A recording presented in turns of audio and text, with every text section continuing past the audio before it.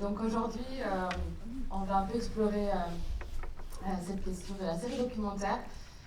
Comme vous avez pu voir sur le programme, c'est en pointe le fait qu'en effet la série et les documentaires à épisodes existent depuis un moment.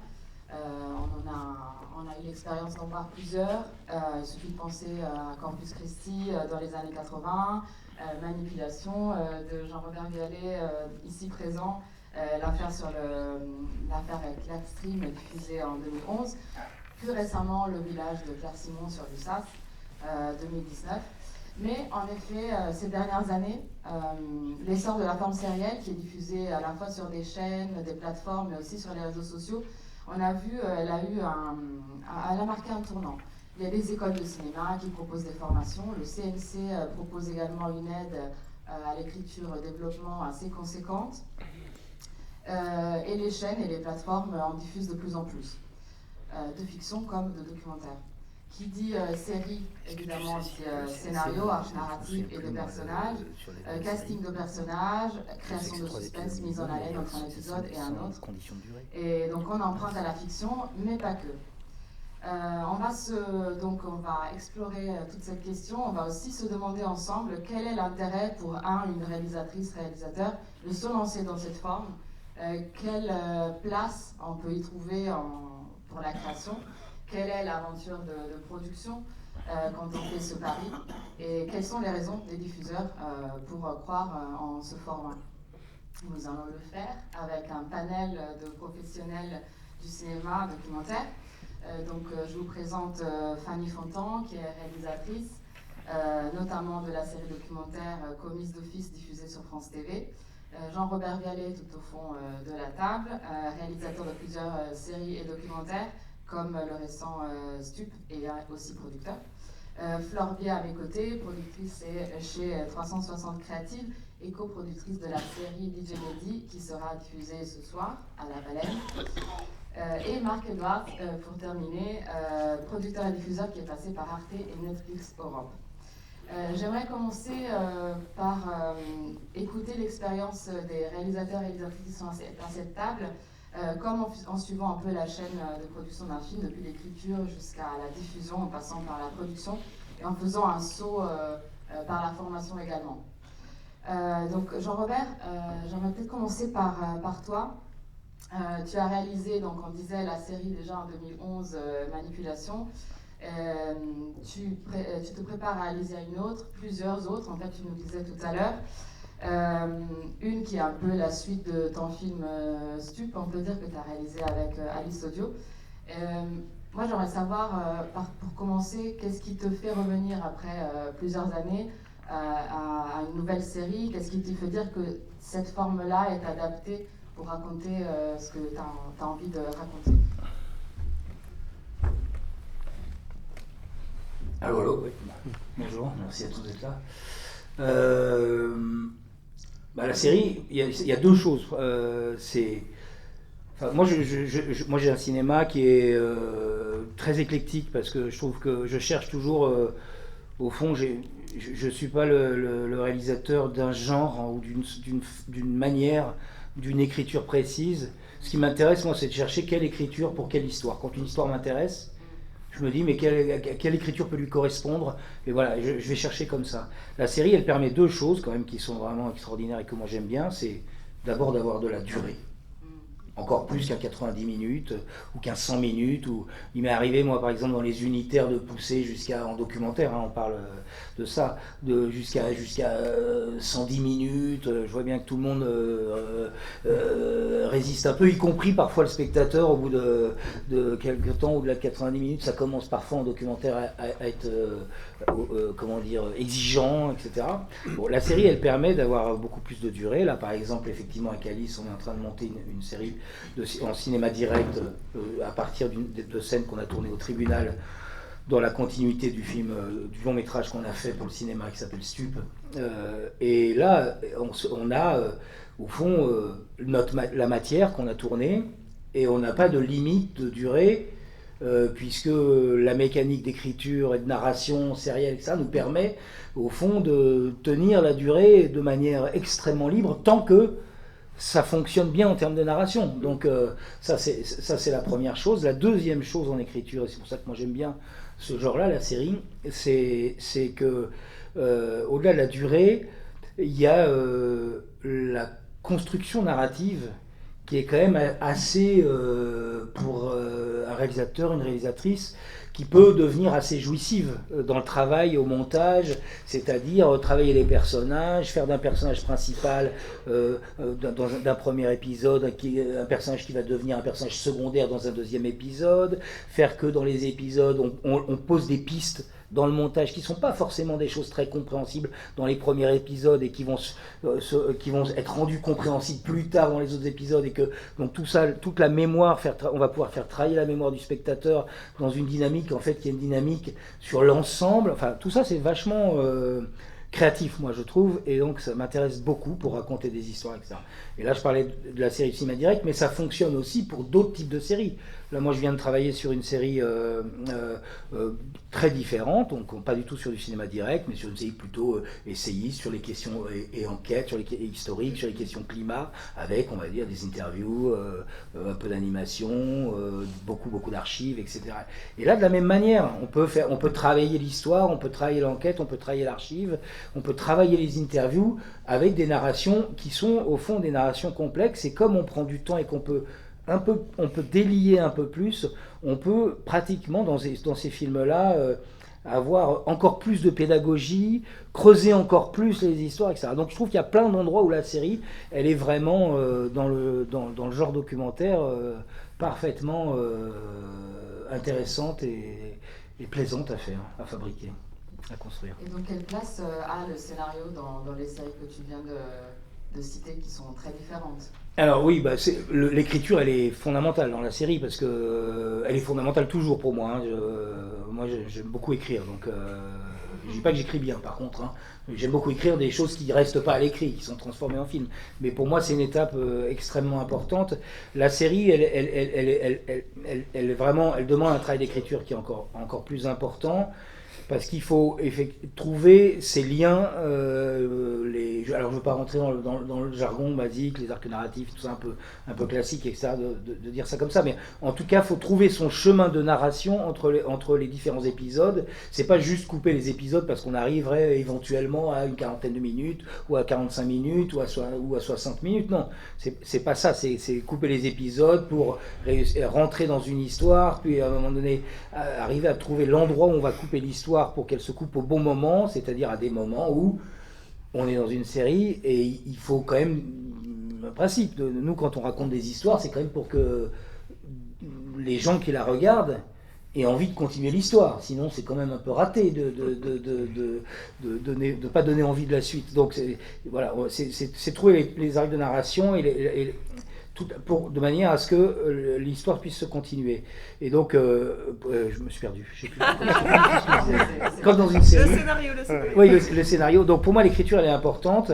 Elle est importante parce que l'écriture, c'est aussi un moment dans la série, et ça va être lu pour être financé. On va aller voir, je sais pas, les plateformes, les diffuseurs, les différents interlocuteurs qui pourraient éventuellement financer ça. Il faut leur faire passer la passion qu'on a pour cette histoire, et ça passe par l'écriture, c'est comme ça, c'est le jeu. Les commissions et tout ça, dans les commissions, et c'est pas que des diffuseurs, puisqu'on passe par des commissions qui sont des commissions de professionnels, qui sont des gens éventuellement, des producteurs, des réalisateurs, des diffuseurs, et donc il y a tout ça. Mais pour moi, l'écriture, elle est surtout nécessaire d'être très en série développée, pour pouvoir ensuite, quand on est dans le montage, et déjà un peu dans le tournage, mais surtout dans le montage, pour qu'on puisse la trahir. C'est-à-dire qu'on ait une telle maîtrise déjà de ces personnages, de ce qu'on veut raconter en fonction du genre, cinéma direct ou cinéma plus, on va dire, plus dossier, plus construit, mais qu'on ait déjà une telle bonne maîtrise de la narration et des constructions narratives et de la manière dont Il était une fois, dans la manière dont se raconte l'histoire. Voilà, si on maîtrise très bien ça, après on peut s'en libérer complètement et on peut faire autre chose que ce qu'on a écrit. Et pour moi, l'écriture, elle est vraiment fabriquée, construite, conçue pour extraordinairement bien connaître mon histoire et pouvoir avoir toute la liberté justement de la trahir avec si possible le plus de brio possible à la fin. C'est vraiment ça l'idée pour moi de l'écriture. Tu dans tes séries, donc, quelles sont les étapes qui t'ont amené à la réalisation et puis ensuite à la production? Parce que j'ai l'impression que presque chaque série pourrait être une histoire à part. Des fois, on arrive déjà avec quelque chose de tourné. Des fois, on la pense avant de tourner. Quelles sont tes expériences? Alors, moi, je peux raconter une expérience qui date un peu, mais sur la première fois où je me suis retrouvé face à une histoire qui m'a imposé la série. Où je me suis dit, en fait, c'est pas possible autrement. Et donc, je m'intéresse à l'affaire Clearstream à l'époque.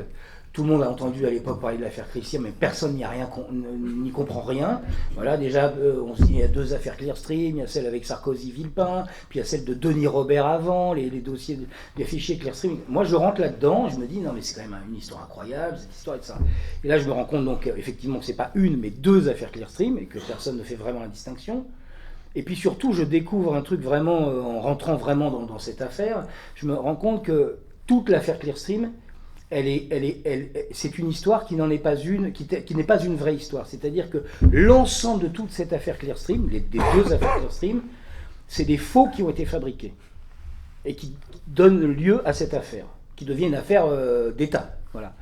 Et ce qui est extraordinaire, et c'est là que la série va arriver, hein, vous allez comprendre, ce qui est extraordinaire, c'est que ces faux sont tellement bien faits. Donc c'est des faux qui sont fournis, des faux comptes, qui sont fournis à la DGSE, au service secret français, et notamment au numéro 1 des services secrets français à l'époque. Et ces faux sont tellement crédibles que, eh bien, en fait, ils racontent des histoires vraies, mais qui sont fausses dans le dossier. Et donc on est dans une sorte de truc avec des replis, des plis, enfin, toute une série de choses qui sont techniquement extraordinairement difficiles à raconter. Voilà. Et là, vraiment, la série est la seule manière de pouvoir raconter cette histoire, rentrer dans les détails de cette histoire, et du coup on va en faire 6 épisodes. On va faire 6 épisodes, et à travers ces 6 épisodes, on va réussir à raconter et les 2 affaires Clearstream, et les faux, et le vrai dans le faux. C'est-à-dire on va rentrer dans 30 ans de liaison dangereuse, ou 40 ans de liaison dangereuse entre vendeurs d'armes et partis politiques français, grâce à des faux, en fait. Voilà. Donc là, honnêtement, je me serais attaqué à ce projet-là, à ce film-là, en unitaire. Je pense que je me serais dit, c'est une montagne, je ne peux pas le faire, c'est incompréhensible. Comment je vais faire dans un seul film pour raconter tout ça? Et voilà. Et donc là, l'épisodéification me permettait vraiment de prendre plusieurs chemins et de retomber à la fin de chaque épisode sur mes pieds pour recommencer l'histoire à un autre endroit à chaque fois. Voilà. Donc je suis un peu tombé dans la série comme ça par hasard. Ouais. Parfois, le choix s'impose, et parfois, Fanny... pour faire la transition. Oui, parce qu'en effet, toi, tu as choisi de réaliser la série Commis d'office, mais au début, tu n'étais pas très convaincu de cette proposition, tu as douté, et puis finalement, tu as quand même choisi d'y aller. Alors, comment ça s'est passé? Et aussi, donc, clairement, on est ici aussi pour écouter comment s'est passée l'étape d'écriture.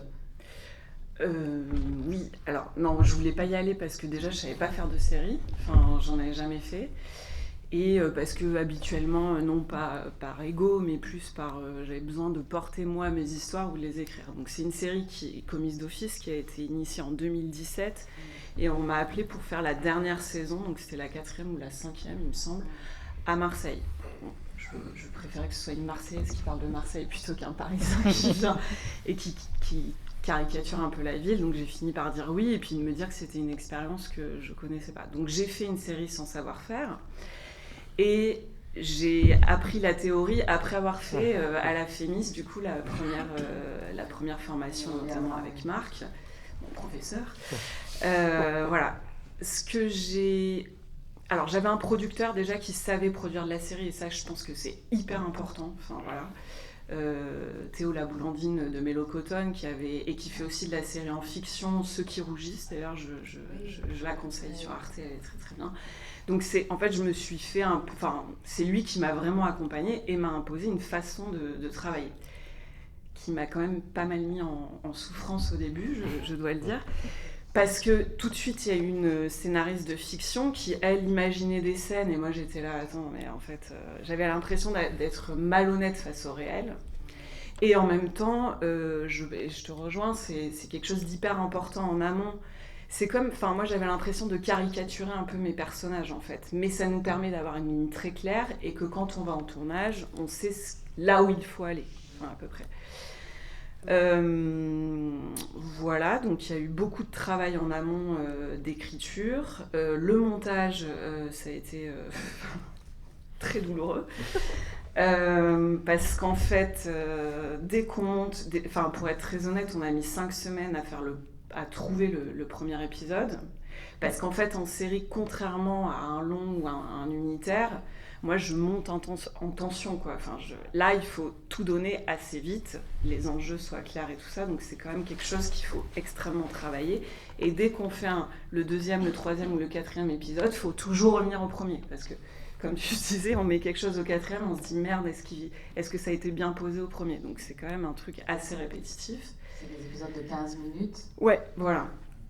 Et je trouve, moi c'est la façon dont j'ai l'habitude de travailler aussi. Je pense que je travaille avec instinct aussi parfois dans le documentaire. Je sais pas, il y a des choses qu'on ressent en tournage et tout ça, que je trouve que la série n'autorise pas trop cet instinct-là, quoi. Voilà. Et j'avais fait un parallèle que j'aime bien, parce que je suis gourmande. Je trouve que l'unitaire ou je veux dire le long métrage documentaire, c'est un peu de la cuisine, c'est-à-dire qu'on peut mettre des ingrédients, on goûte, ça marche pas, on reprend. Que pour moi, la série, c'est de la pâtisserie, dans le sens où il faut qu'il y ait des ingrédients très très précis, sinon la recette prend pas du tout, quoi. Voilà ce que je peux dire. Par contre, ce que je veux dire, c'est que l'écriture sérielle aujourd'hui m'aide énormément dans les unitaires et tout ça, parce que je trouve que la série nous oblige à nous poser 10 fois plus de questions, et notamment les questions du spectateur. C'est-à-dire, qu'est-ce qu'on lui donne pas, et qu'est-ce qu'il va comprendre. Que parfois, l'intention d'un auteur ou d'une autrice, c'est une intention. C'est pas forcément une incompréhension, on donne pas les clés, quoi. Voilà. Et que je trouve ça que c'est de toujours penser à qui va le regarder et comment il va le comprendre. Voilà, ça m'aide beaucoup pour le reste. Et tu disais aussi tout à l'heure que l'écriture avec de la série documentaire se fait en collectif. Et ça, oui. C'est quelque chose que je pense que toutes et tous, parfois, la solitude est pesante. Et que je trouve que la série aussi, c'est en ça où ce que je peux observer, c'est que la place de l'auteur et de l'autrice est moins sacralisée, je crois, dans la série. Donc c'est quelque chose avec lequel il faut peut-être dealer, mais moi je trouve ça intéressant. Qu'une série oblige le collectif, voilà. Et moi je suis assez partisane de ça dans la vie en général. Je pense que plusieurs cerveaux vaut mieux qu'un seul. Et du coup, c'est hyper intéressant.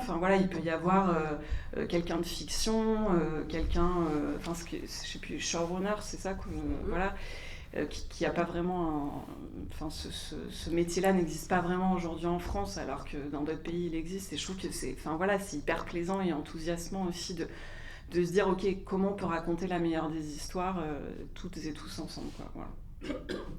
Donc tu disais en fait que c'est après cette première expérience que tu t'es formée. Oui. Puisqu'il existe une formation à la FEMIS, Lina aussi a créé un volet de formation sur la série documentaire. Et donc cette formation, qu'est-ce qu'elle t'a permis maintenant? Est-ce que ça te semble d'avoir des clés en plus voilà. C'est difficile, il y a le professeur à côté. C'est nul, alors franchement.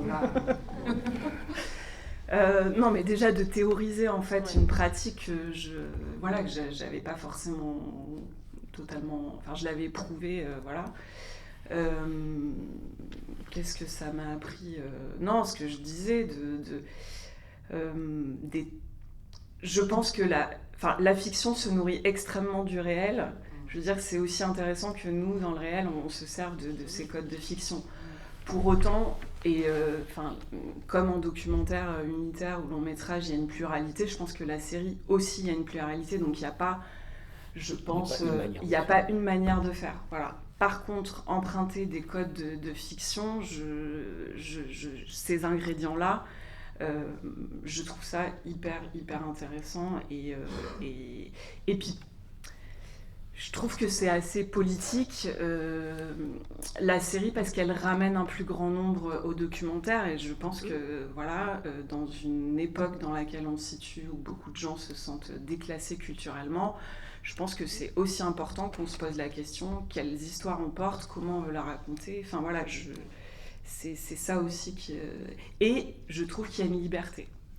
Paradoxalement, on répond à des codes assez plus formatés. Même en écriture dans les dossiers, c'est des dossiers beaucoup plus, j'allais dire, marketés parce qu'on pose un dispositif qui est puissant. Et les dossiers d'écriture sont souvent plus restreints que des longs métrages où l'intention prend beaucoup plus de place que dans la série. Et je dis juste que c'est un truc de liberté parce qu'il n'y a pas de format en fait préétabli. On peut faire une série avec des épisodes de 3 minutes, comme de 15, comme de 25. Voilà, et donc c'est aussi à nous de s'emparer de ça et de créer d'autres espaces de formes qui sont aujourd'hui plus ou moins imposées par Netflix. C'est aussi à nous en tant qu'auteurs et autrices de se dire voilà, on peut proposer d'autres formes.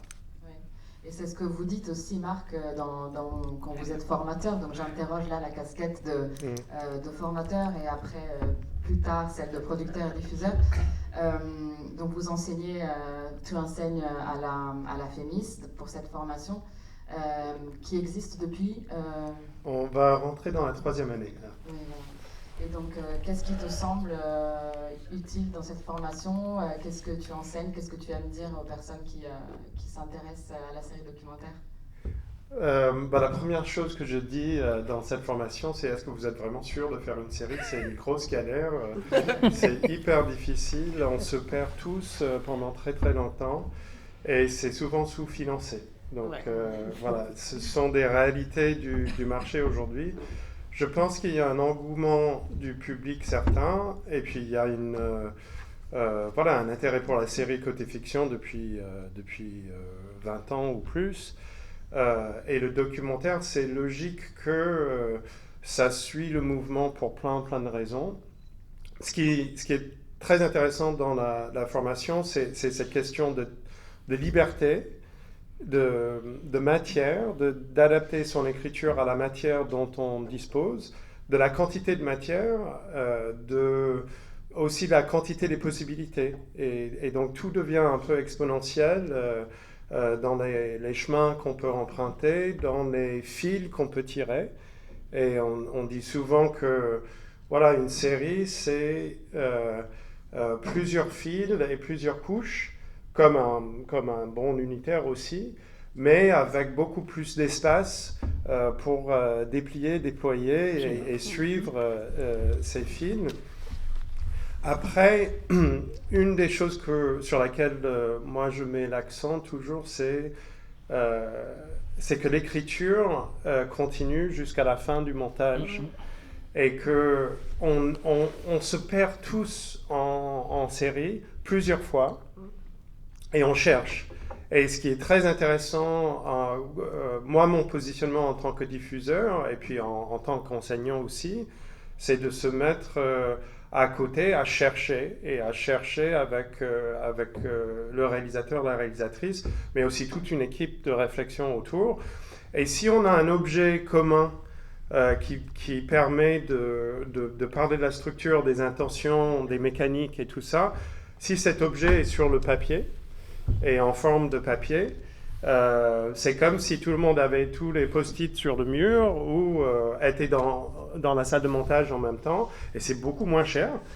Et donc du coup, sur beaucoup de séries sur lesquelles j'ai travaillé, notamment les dernières séries sur Netflix, en débarquant, j'ai été débarqué au milieu de plusieurs séries Netflix pour la France. Et les salles de montage étaient ouvertes depuis 1 an dans certains cas, de multiples salles, de grandes équipes de monteurs. Et moi, systématiquement, j'ai dit, on va fermer ces salles de montage, on va reprendre les équipes de montage et de réalisation, et on va réfléchir ensemble sur le papier. Et ce qui s'est produit dans 3 ou 4 cas, c'est exactement ce que Jean-Robert a dit tout à l'heure, c'est que on avait posé des nouvelles hypothèses sur papier. Au bout d'1 an déjà de montage et de perdition, on a reformulé les choses, on a fait apparaître un personnage important au deuxième épisode qui redynamisait l'histoire, etc. Et au moment de la reprise du montage, 2 ou 3 mois après, une grande pause, ça ne marchait pas non plus. Mais fort de l'écriture, fort de revisiter les rushs, fort de revisiter la mécanique qu'on cherchait, l'équipe avait une telle maîtrise et on savait ce qu'on cherchait ensemble tellement bien que les solutions se trouvent très très rapidement. Et donc c'est ce processus itératif qui est vraiment très très intéressant. Je ne sais pas si j'ai répondu à la question, mais c'est ça qui me passionne. Et on disait, on racontait un peu nos idées avant d'arriver devant vous. Moi, ayant travaillé longtemps chez Arte, sur une quinzaine de séries chez Arte, c'était un peu un accident, mais il y avait une certaine idée de série historique où j'ai travaillé avec Mordia et Prieur sur la suite de Corpus Christi. J'avais travaillé avec Ken Burns sur ces grandes séries historiques, et ça, c'était un peu un certain modèle de ce qu'on peut faire de la grande série. Arrivé chez Netflix, j'ai vu le service public et j'ai vu plein de gens vouloir formater l'écriture à la Netflix. Et en fait, Netflix a creusé un sillon, a ouvert le bal avec une danse qui est dominée par le true crime, mais qui a d'autres variantes, un peu enquête, un peu intrigue. Et en fait, ce qu'il faut qu'on se dise tous, c'est que l'éventail est vaste. Ça, c'est une plume ou une voie que Netflix a ouvert. Et c'est à nous de dire au service public, mais il y a plein d'autres écritures possibles et il y a plein d'autres méthodes. Oui, on peut emprunter de la fiction, mais il faut écouter sa matière, il faut tester, il faut oser, il faut... créer la forme de demain. Et en fait, au fond, les diffuseurs ne savent pas ce qu'ils veulent. Pas forcément ce qui est une série aussi. Et pas forcément ce qui est une série aussi. Non, et pas forcément ce qui est une série aussi. Et par contre, la série crée un événement, un grand objet saillant, dans lequel on peut se perdre avec joie pendant longtemps en tant que spectateur. Et une des questions qui s'impose, c'est pourquoi je viens en tant que spectateur, qu'est-ce qui m'accroche, et l'accroche, ça peut être une accroche très formatée, mais ça peut être aussi une intrigue, une question qui nous taraude tout le long de la matière, ou une aventure tellement incroyable, ou DJ Mehdi, un processus de création dont on rentre à l'intérieur et puis il traverse les mondes et les cercles sociaux qui ne se parlent pas. Et donc il nous montre plusieurs facettes de la société française et de la création. C'est ça qu'il faut vraiment trouver. Et la promesse de la série, c'est accrocher durablement et donner du plaisir sur 200 minutes, 300 minutes, 400 minutes, mais dans des formes avec des rythmes nouvelles. Donc ça ouvre énormément de possibilités. Voilà. Donc en effet, les idées y sont, l'encouragement y est aussi, il faudrait que ça suive côté diffuseur, et parfois ça arrive, Flore, parce que votre société 360 Créative a coproduit avec Unité Film la série DJ Mehdi, qui n'était pas initialement prévue pour être une série, donc c'est aussi ça qui est intéressant, mais qui a été sacrée meilleure série à Cannes Série, qui a reçu une étoile de la SCAM. C'est pour cette raison que vous la verrez projetée ce soir. Est-ce que tu peux nous raconter comment tu as rencontré le réalisateur Thibaut de Longeville et quelles ont été un peu les étapes pour imaginer, donc à partir d'un unitaire plutôt ensuite une série? Alors ça va être très très long. Non, je vais essayer de synthétiser. moi, je bosse avec... donc, je sais pas qui du public connaît la série ou connaît l'histoire de la série, et je m'excuse si je vous raconte quelque chose que vous connaissez déjà. Mais en gros, moi je bosse avec Thibaut, qui est réalisateur de la série et aussi producteur de la série, depuis une vingtaine d'années.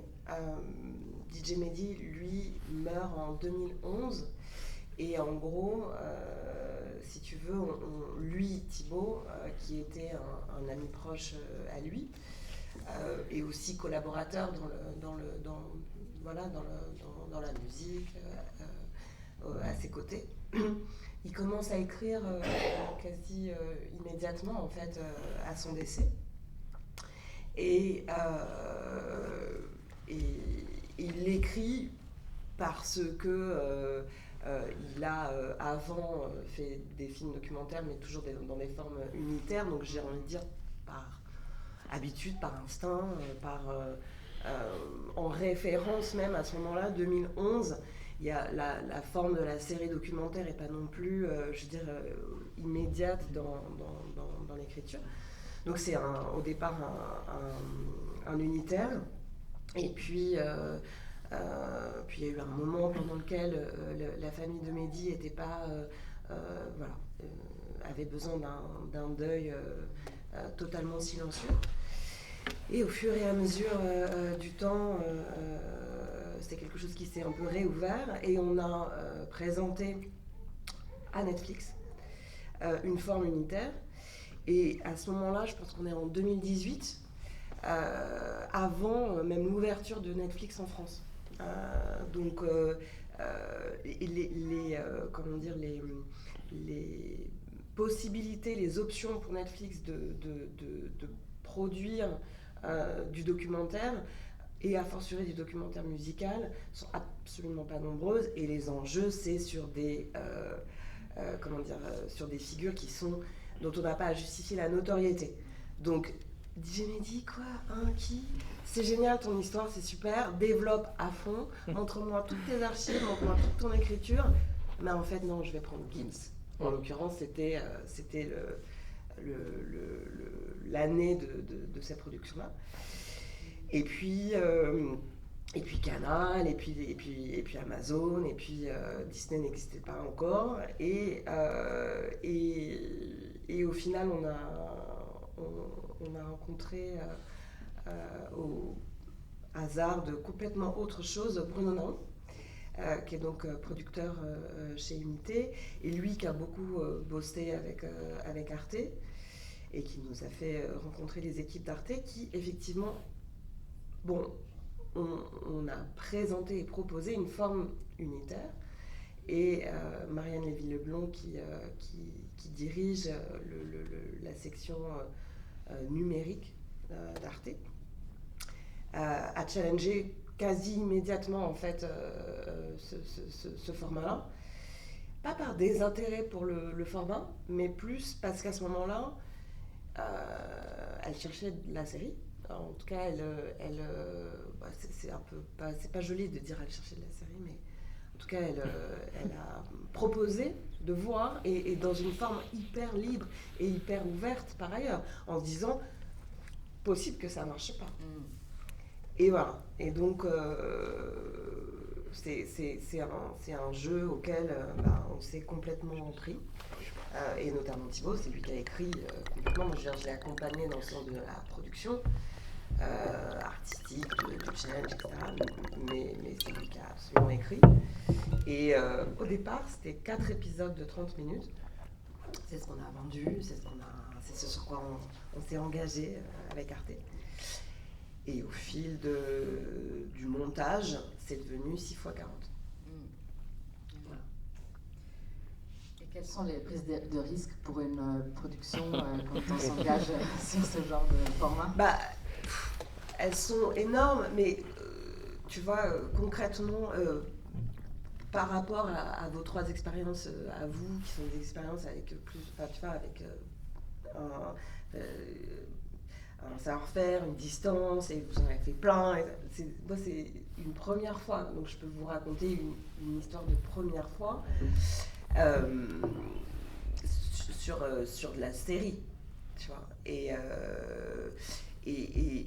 bon, pour plein de raisons, qui sont des raisons et professionnelles et aussi un peu qui tiennent au sujet et à la proximité du réalisateur avec le sujet, de la boîte de prod avec le sujet, on a mis tout ce qu'on savait faire, tout ce qu'on voulait faire pour créer aussi cet objet de référence un peu dans le prisme de l'audiovisuel français et dans la carrière de ce réalisateur et de cette boîte de prod quelque part. Donc en gros, je veux dire, les risques qui sont financiers en tout cas, démesurés par rapport tu vois, à l'échelle du budget de la série. Concrètement, on a mis autant qu'Arte, tu vois, dans le financement. Mais c'est pour dire, voilà, quand tu parles du sous-financement, c'est quelque chose qui, bon, au fur et à mesure de ce genre de prise de risque aussi, tu peux un peu faire bouger de ces discussions-là, tu peux un peu faire bouger parce que le temps de montage qu'on cite, le temps de réflexion, tu vois, de contre-argumentation, etc., c'est absolument nécessaire dans l'écriture, la production, la réalisation de séries, et c'est complètement sous-estimé et sous-évalué quand tu le présentes et que tu le proposes. Donc effectivement, nous, le risque qu'on a pris, c'est un risque pour dire, bon, voilà, ça c'est ce que ça coûte. Maintenant, employons-nous à...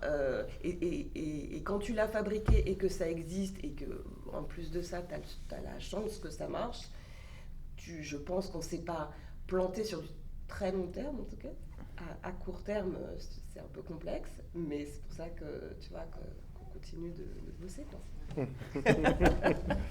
Non, et vous avez fait quelque chose qui a changé. Pardon. Vous avez fait un objet qui non seulement a changé l'image d'Arte auprès de tout un nouveau public, mais qui dans l'ambition, OJ s'appelait OJ Made in America, DJ Made in France. Vous avez pris une histoire très singulière et donné une résonance sociétale et des dimensions qui restent un document de l'époque. Ouais. Donc c'était l'idée, et tu vois, par rapport à ce que tu disais tout à l'heure de ce formatage Netflix, pour le coup, ça montre aussi que ce format, il a un coût aussi. Tu vois, c'est pas que c'est pas que de la perspective de l'écriture, tu vois, des codes ou quoi. C'est aussi tout un mode de fabrication. Bon, on est allé all-in dans ce... OK, c'est ça qu'on veut, avec des histoires qui ne sont pas des histoires, pour le coup, nécessairement,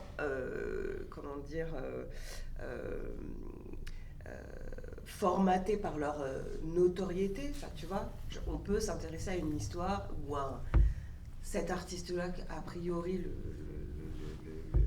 le plus grand nombre ne connaît pas nécessairement, et ça peut être intéressant, et à l'écriture, et à l'image, etc., etc., etc. Donc les codes, j'entends que tu citais tout à l'heure, c'est des codes d'écriture, mais c'est aussi des codes de fabrication. Voilà. Donc Marc, je reviens vers toi. Est-ce qu'on peut vraiment dire, alors que les chaînes de diffusion et les plateformes sont friandes de séries documentaires, ou est-ce que c'est encore trop une prise de risque pour elles aussi? Qu'est-ce que tu en penses? Les chaînes publiques, enfin France Télévisions et Arte, ont annoncé publiquement que aujourd'hui le numérique et les plateformes et les consultations des programmes en numérique sont la priorité. Et donc dans cette arène, c'est clair que la série les intéresse. Le problème, c'est qu'à l'intérieur de ces structures, et je parle aux professionnels qui écrivent et qui cherchent à dialoguer avec les chaînes, il n'y a pas vraiment de véritable guichet série. C'est-à-dire on a des chargés de programme qui sont dans des unités de programme qui empruntent de l'argent des unitaires et font exception pour éventuellement financer une série. Et donc il y a Julie Criveau à France Télévisions qui a une position un peu transversale jusqu'aux dernières nouvelles. Ça va certainement changer bientôt. Mais elle fait un peu l'arbitrage entre l'investissement unitaire et l'investissement sériel. Et c'est un peu au doigt mouillé. Pareil chez Arte. Marianne est dans l'unité numérique qui a peut-être une réserve pour la série, mais comme c'est un budget numérique et c'est naissant, c'est petit. Et donc, du coup, le paradoxe, c'est que, oui, au niveau de la diffusion numérique, les chaînes veulent de la série, mais ils ne sont pas équipés pour, et ils ne sont pas structurés pour. Et donc, ça reste une exception, la série. Et donc, c'est à vous, les créateurs, de dire la chaîne ne sait pas ce qu'elle veut vraiment, ou la plateforme ne sait pas ce qu'elle veut vraiment. Moi, je sais que cette matière que je propose, cette histoire-là, se prête à une forme sérielle et qu'on peut trouver l'économie, on peut trouver les moyens ensemble de le faire. Mais ça demande une conviction autour de son idée et puis une prise de risque certain pour le producteur et l'ensemble de l'équipe. Et c'est ça le paradoxe du moment dans lequel on est. Et on parlait aussi que, enfin, en termes très simples, un budget Arte apport de chaîne peut aller jusqu'à 200 ou 300 000 euros, parfois un petit peu plus pour une série. Un budget Netflix, ça peut aller jusqu'à 2 millions ou même 3 millions pour une série. Mais plus la chaîne investit, plus la plateforme investit, moins elle veut prendre le risque de ne pas savoir ce qu'elle aura à l'arrivée. Donc d'où, sur Netflix, sur des investissements de 2 millions ou 3 millions, des histoires qui sont déjà passées, qui sont déjà très très connues, dont on revisite les éléments avec une sorte de peigne fin. Pardon. C'est très bien. Oui, fin. D'accord. Et dans lequel on extrait toutes les pépites et les moindres détails qui n'ont pas été connus. Et moi, j'aimais bien dire qu'un bon pitch pour Netflix, c'est tout ce qu'on ne savait pas sur la chose qu'on pensait connaître. Et le côté révélation, c'est voilà. Mais l'obligation de notoriété du sujet, du terrain sur lequel on va, est là parce que Netflix veut que 30% de leurs abonnés cliquent sur cet onglet-là avec cette image et ce petit titre. Et donc la seule façon d'y arriver, c'est que ça doit avoir une notoriété folle. Immédiate. Voilà, immédiate. La série sur le service public peut occuper une autre place et créer une autre promesse qui est beaucoup plus basée sur une curiosité intellectuelle ou pour un terrain d'exploration ou pour une grande question politique ou pour une grande question du climat. La nouvelle série de Jean Robert, c'est une sorte de séquelle, de suite de L'homme a mangé la terre. Et donc, on peut savoir quand on est dans une chaîne qu'on a réuni un public assez important autour d'une question ou d'un terrain et on peut proposer de revenir sur ce terrain avec toute une équipe et toute une recherche collective. Et c'est ça qui devient intéressant. Encore une fois, je pense que je me suis éloigné de la question. Non, mais tu as approfondi, donc c'est génial parce que tu as tellement de choses à dire. Moi, j'aimerais questionner aussi Fanny et Jean-Robert sur les aides, parce que si je ne me trompe pas, vous avez été lecteur dans les commissions pour les aides Alors moi je deviens lectrice là, tu deviens, mais d'accord. j'ai eu des aides au CNC. Oui, ben voilà, donc vous avez plusieurs expériences concernant les aides à l'élaboration et développement de séries documentaires. Donc vous voyez, enfin si vous l'avez été, ou en tout cas si tu le sauras, vous voyez un peu ce qui s'imagine, donc la création, qu'est-ce que tu retiens de... Moi je retiens déjà qu'aujourd'hui il y a un élan pour la série, mais il y a un décalage en fait avec... on se forme, on écrit, il y a des nouvelles aides au CNC, donc allez-y parce que c'est quand même 15 000 €, mais c'est pas gratuit parce que, encore une fois, la série demande beaucoup plus d'écriture et tout ça. Mais derrière, moi, de ce que je vois, de ce qui est aidé au CNC, ne se traduit pas forcément et rarement en série. Donc c'est bien que ça existe parce que ça impulse quelque chose. Pour autant, je pense qu'on est en chantier en fait là-dessus. Et c'est aussi un des seuls guichets parce que en notre commission de région ou des choses comme ça, on voit que les dossiers de série passent beaucoup moins en fait. Parce que c'est déjà, je pense que on lit pas de la même façon et un dossier de série n'est pas le même qu'un dossier de long métrage ou de documentaire. Donc on va, je sais plus, je suis en train de me perdre. Non, mais justement, là, peut-être tu peux nous dire comment on écrit un dossier de série. Venez faire la formation à la FIMIS. Dans les grandes lignes, non, mais quelles sont les grosses différences Ce qu'on a évoqué tout à l'heure, pour moi, les dossiers de série sont plus marketés, plus réduits, plus précis finalement. Et donc souvent, c'est aussi mettre en avant un dispositif. Alors je dis pas un dispositif révolutionnaire et tout ça, mais vraiment préciser ça, préciser extrêmement ses personnages. Et puis prouver que cette histoire est feuilletonnante en fait et qu'elle peut créer un rituel et une addiction. Et je pense que toutes les histoires ne peuvent pas aller en série. C'est quelque chose.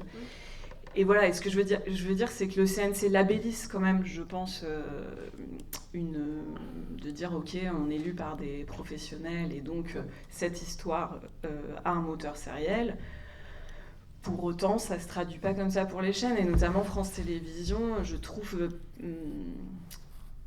peine à aller vers des séries en immersion, des séries du cinéma du réel, parce que des enjeux intimes, c'est quand même beaucoup plus risqué à tenir et à vraiment définir en amont. Voilà, et c'est à nous aussi, je pense, de s'emparer de ça. Donc moi, les deux aides que j'ai eues au CNC ne se sont pas du tout traduites en série, donc je suis le contre-exemple de ce qui marche. Mais se sont traduits en unitaire, mais ça m'a aidé à réécrire. Voilà. Par contre, on a proposé quelque chose, une série à France Télévisions avec un dispositif hyper fictionné, et ça marche. Voilà. Donc c'est pour ça que je dis, voilà. Oui, moi j'ai été au tout début au CNC, effectivement parmi les professionnels qui avons fait les toutes premières commissions CNC, et c'est vrai que ce qui est intéressant dans la commission sur l'aide à l'écriture et au développement des séries, c'est que le CNC ouvre ce guichet-là en se disant on ne peut pas ignorer qu'il se passe quelque chose là-dedans. Et Netflix, c'est très bien. Et effectivement, je trouve que Marc a raison. Ils ouvrent la danse, Netflix, HBO et tout ça, mais on s'en fout de Netflix et HBO. On n'est pas obligé de se dire je veux une histoire immense et avec un énorme personnage pour faire une série qui va cartonner, qui va coûter des millions. Là, ce qui nous intéresse, nous, documentaristes, qui avons fait des unitaires, des films de cinéma, des films de télévision, etc., c'est en quoi c'est un terrain de création nouveau dont il faut se saisir. Et on peut s'en saisir sans forcément se dire, effectivement, on est dans cet endroit un peu vague en ce moment où on sent bien que les diffuseurs se disent, ils y viennent parce que leur mode de diffusion, ils le savent, c'est irrémédiable, va se transformer dans les 10-20 prochaines années de manière radicale, entre le mode de diffusion hertzien, extrêmement formaté, on en parlait avec Marc, je me souviens quand on a fait la série Manipulation, la complexité pour programmer une série dans des programmes fermés, avec des durées horaires, avec les semaines, quand est-ce que c'est diffusé, sans replay. C'est-à-dire si vous voyez les 2 premiers épisodes, un premier dimanche soir, et vous n'êtes pas disponible le dimanche soir d'après parce que vous allez manger chez grand-mère, comment vous le rattrapez? Il n'y a pas de plateforme à l'époque et tout ça. Donc là, tout est en train de changer. Donc les diffuseurs se posent cette question. Donc c'est à nous les auteurs de se saisir de cet endroit-là, de ce moment-là, et se dire qu'est-ce qu'on propose en fait. Et il ne faut pas se dire c'est plus de minutes, ça va être un peu plus d'argent, ou même s'inquiéter, c'est plus de minutes, donc ça va être compliqué, parce qu'avec le même argent, comment je vais faire plus de minutes? C'est pas la question, pour nous, elle ne doit pas se poser là, elle doit se poser sur l'histoire. Qu'est-ce que je raconte?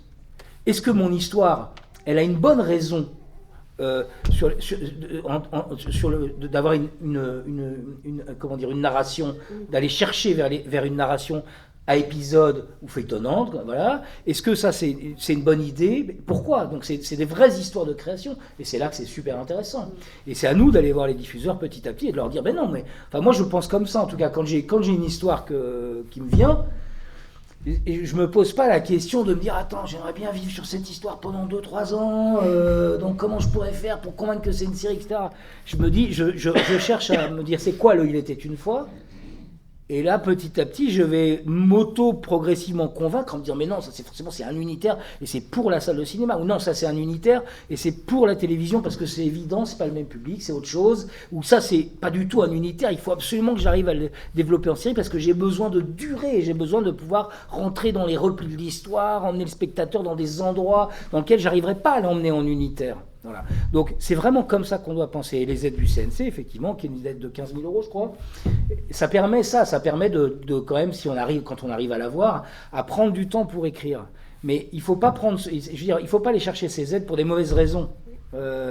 Je sais qu'on peut se dire là c'est une grosse aide, on va prendre 15 000 si jamais j'écris un bon dossier et que je demande à ChatGPT en plus de me faire ça un peu avec des arcs narratifs et tout ça. Enfin je veux dire c'est la mauvaise manière.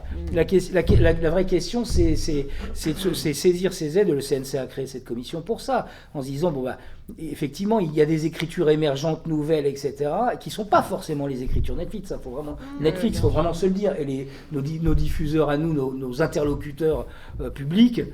Je veux dire, c'est vrai que là, DJ Mehdi, c'est génial que ça fasse un carton comme ça, mais ils n'attendent pas forcément à chaque fois un carton comme ça.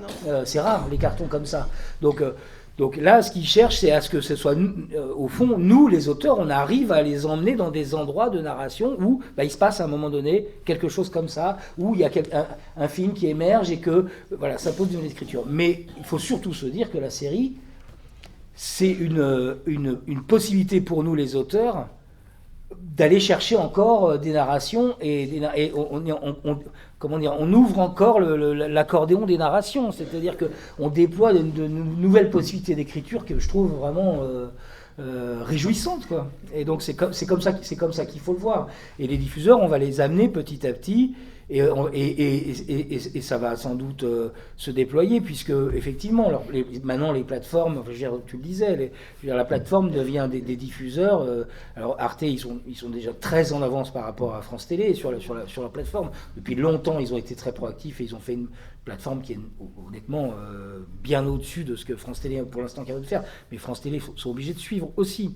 Donc voilà, ces plateformes, et on n'est pas obligé de penser plateforme américaine ou avec l'efficacité de Netflix ou d'HBO. On a nos particularités culturelles, on peut les déployer sur des plateformes de chez nous, quoi. C'est possible. Voilà.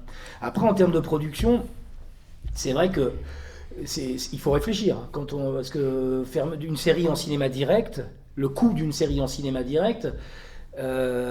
C'est on va dire possible à produire, on peut s'y retrouver même en faisant plus de durée etc parce qu'on est dans du cinéma direct, mais dès qu'on commence à faire de la série dans laquelle on va convoquer d'autres choses, par exemple des archives, je prends un cas le plus on va dire facile, le plus caricatural, faire 200 minutes avec des archives à budget égal d'un 90 minutes, c'est pas possible en fait. Il faut que ce soit mieux financé parce que les archives c'est très très très cher, voilà. Et qu'en plus le temps de montage souvent d'un film avec des archives, des interviews, je sais pas, avec plein de choses comme ça, etc.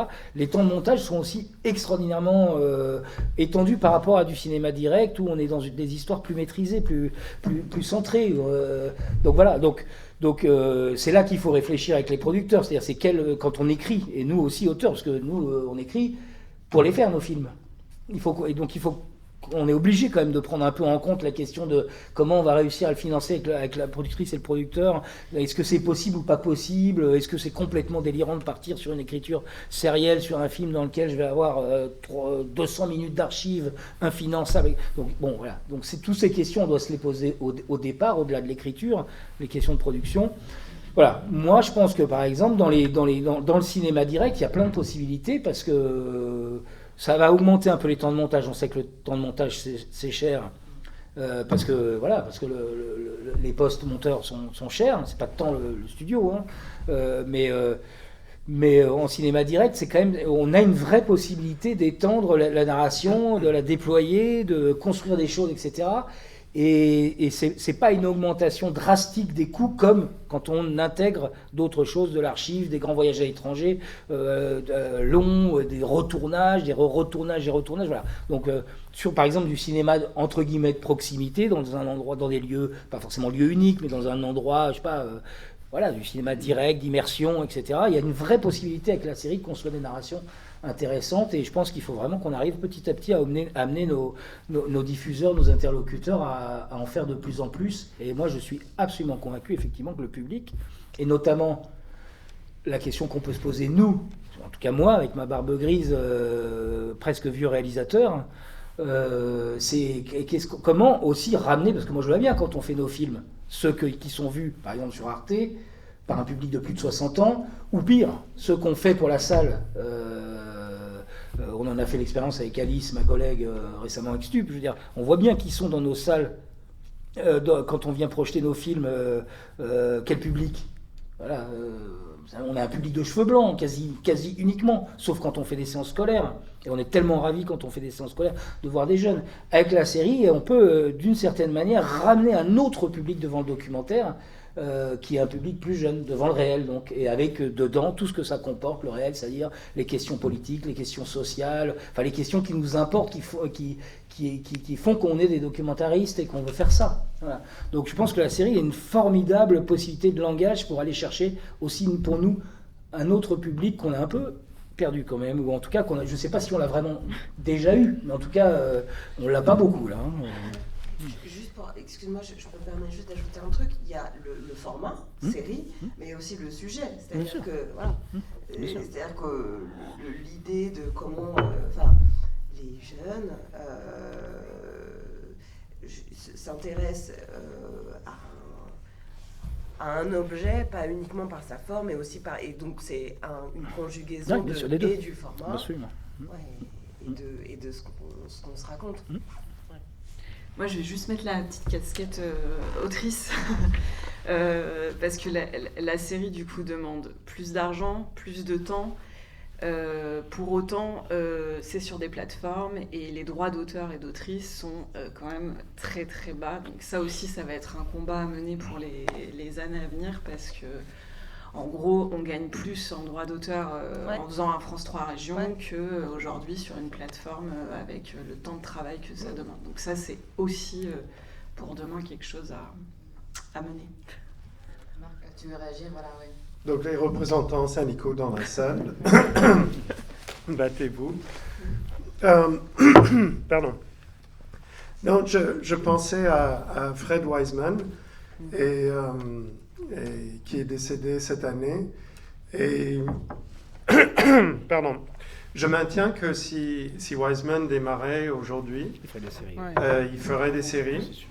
Et il ferait des séries de cinéma direct avec Maestra et Fascination et narration parallèle, multiple, passionnant. Et donc, je pense qu'on ne peut pas tous avoir la prétention d'avoir le talent et l'obstination d'un Wiseman, mais beaucoup d'entre vous, si vous faites du cinéma direct ou si vous aimez le cinéma direct, vous allez vous trouver dans des situations où c'est possible d'avoir la caméra, de filmer vous-même ou d'avoir une équipe qui peut capter une matière qui s'y prête.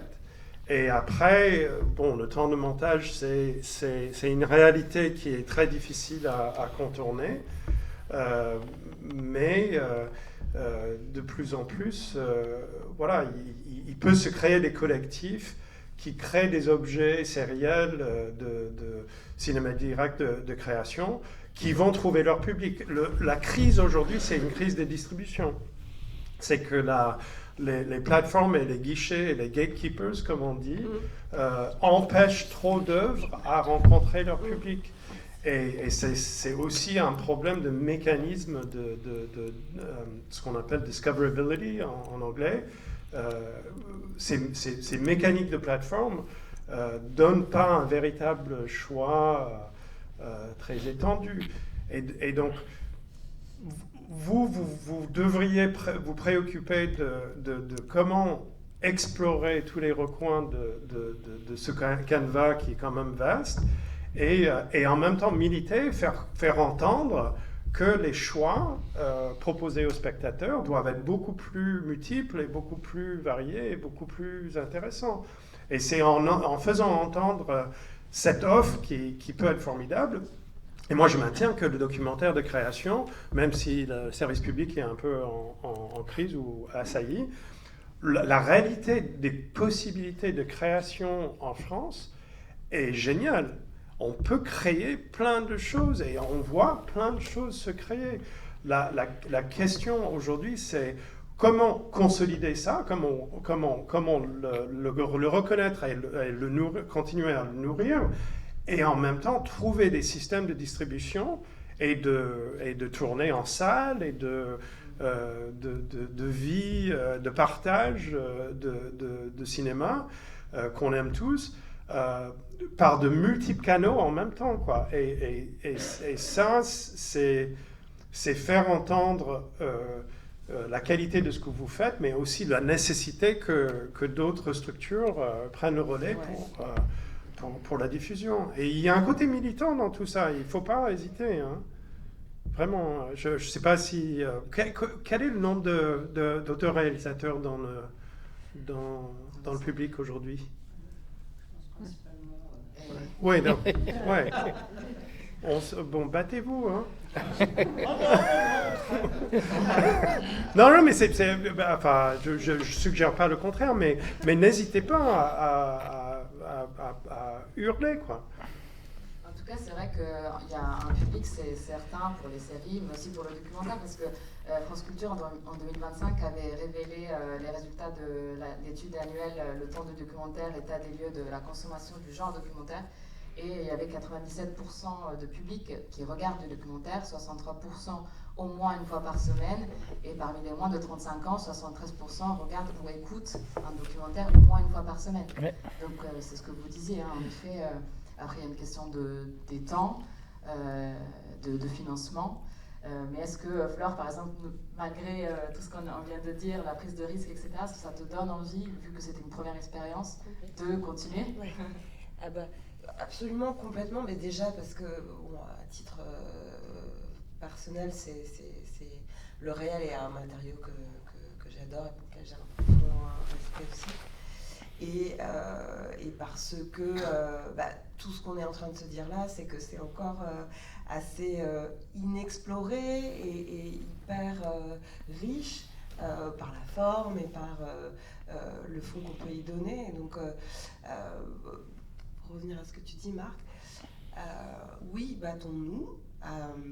Et après, c'est vraiment un engagement collectif par la nature des personnes qui s'y rallient. Et parfois, c'est effectivement un peu décourageant parce que tu dois arriver avec beaucoup de choses qui sont déjà résolues et notamment, tu vois, résoudre les problèmes les questions en tout cas de diffusion à l'écriture. Ou de distribution, etc., et de budget, de production. Ça peut être effectivement un peu vertigineux. Et donc, pour, tu vois, reprendre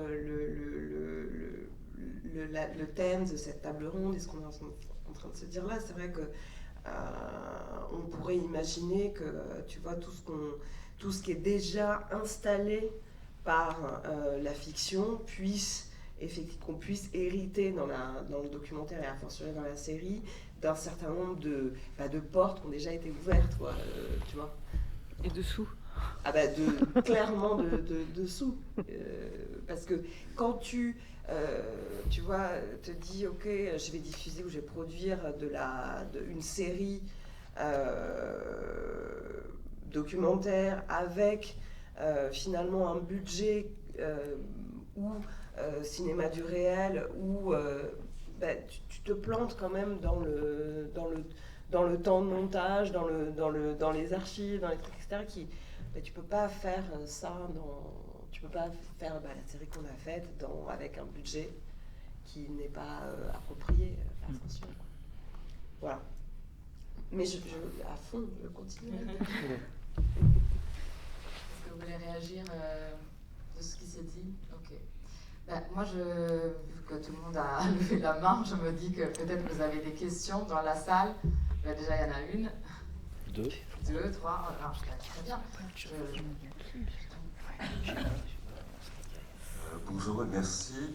Je voulais juste rappeler quelque chose qui date du siècle dernier. C'est Lieu fictif qui est sur notre affiche et qui emmène vrai de vrai à la prison des Baumettes, a un peu démarré une partie de son histoire avec une série documentaire qui à l'époque s'appelait Feuilleton, qui s'appelait 9 mètres carrés et demi, et qui était diffusée dans le cadre, à un moment, une expérience d'Arte, avec aussi le film de Julie Bertuccelli sur le Grand Magasin, etc. Et je trouvais qu'à cette époque-là, il y avait une expérimentation très très très très forte, très très grande. Alors que je trouve qu'aujourd'hui, on a tendance à avoir beaucoup, en tout cas sur Netflix, des crime stories, des choses comme ça. Comme vous le disiez, il y a des raisons, voilà. Mais peut-être que cette créativité qu'il y a eu aux origines de ça, ce serait quelque chose à retrouver. Je voudrais rendre hommage aussi à Patrice Bara, qui a lancé des séries documentaires comme Chaque jour pour Sarajevo, Belfast Lessons, qui a eu le BAFTA, etc. Mais il y a eu des choses très très courageuses, très inscrites, et je dirais que ce champ-là, il s'est peut-être marginalisé un peu. Voilà. Je vais passer le micro devant. Il y avait des questions. Pardon, juste, enfin, on peut toujours dire c'était mieux avant, mais moi je trouve que, enfin, aller voir sur Arte Créative, il y a quand même aussi beaucoup de séries avec, je veux dire, de l'audace et voilà, enfin, il y a beaucoup de créations, je crois, encore aujourd'hui. Oui, moi je voulais prendre la parole sur la question justement de la différence entre les séries qui ont été beaucoup créées sur Netflix avec des histoires préexistantes et tout l'enjeu de faire des séries en immersion ou des séries en cinéma direct, parce que je trouve qu'il y a vraiment une contamination négative de Netflix sur les diffuseurs français.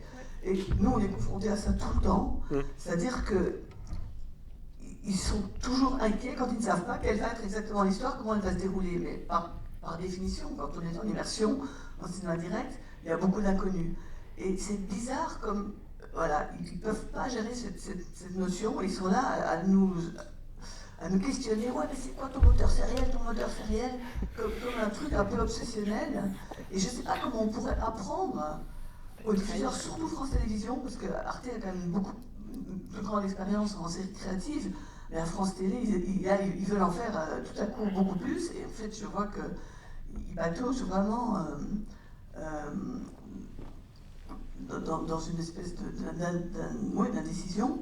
Et donc, qu'est-ce qu'on fait avec ça, nous, les créateurs? C'est la première chose. Et là, je voulais juste profiter du fait que j'ai le micro pour dire à Fanny que sur la question des droits d'auteur, évidemment, on est tous extrêmement inquiets du fait qu'à partir du moment où nos films vont être diffusés d'abord sur les plateformes, c'est-à-dire en non linéaire avant d'être diffusés en linéaire, ça va poser des problèmes de droit, et donc on n'arrête pas de talonner les services à la SCAM pour qu'ils réfléchissent à cette question. On est sur le coup à fond à la caisse pour que, dans l'année qui vient, là, ils sortent en fait des nouveaux modèles de répartition des droits pour répondre à cette demande. Donc voilà, ça je voulais rassurer tout le monde, on est sur le coup à la SCAM avec ceux d'entre nous qui font partie des commissions et tout ça. Bravo. Je vais bien répondre aux deux choses. Pour le dernier, pour la question des droits, le paradoxe, c'est qu'on peut tout savoir aujourd'hui sur la consommation numérique, et donc ça devrait être totalement transparent pour tout le monde, et les bases de rémunération devraient être faites sur cette transparence. Non, parce que la rémunération des auteurs se calcule sur le chiffre d'affaires des chaînes.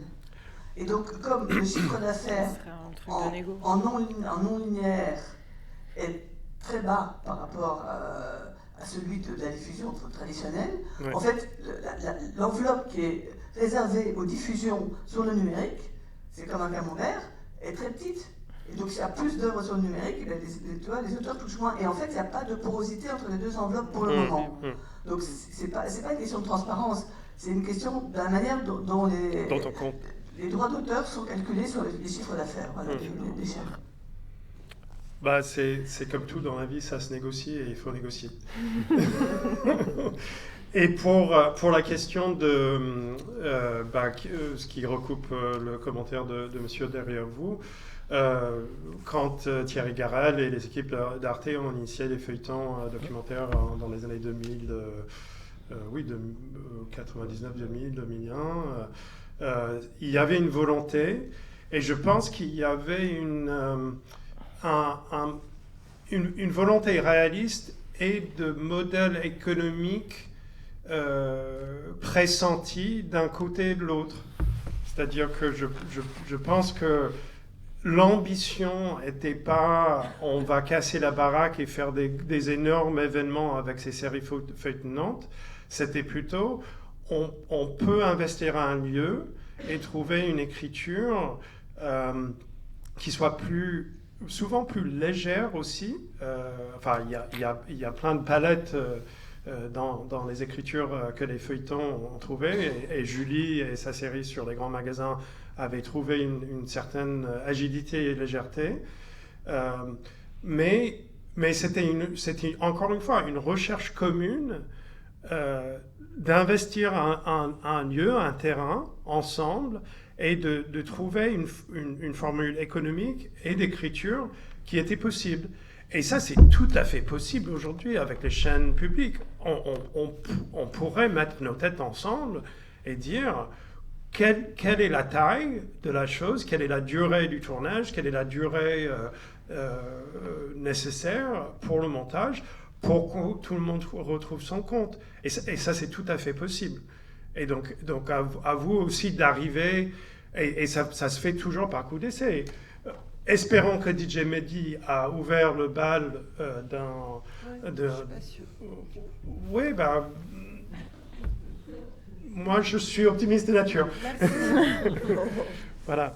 Mais c'est vrai que la pollution de la pensée du service public par des modèles Netflix et plateformes américaines a été dévastatrice. Et moi, j'ai assisté à l'intérieur d'Arte à la perception de ce qu'on devait faire face à Netflix. J'ai assisté chez Netflix à ce qu'on faisait.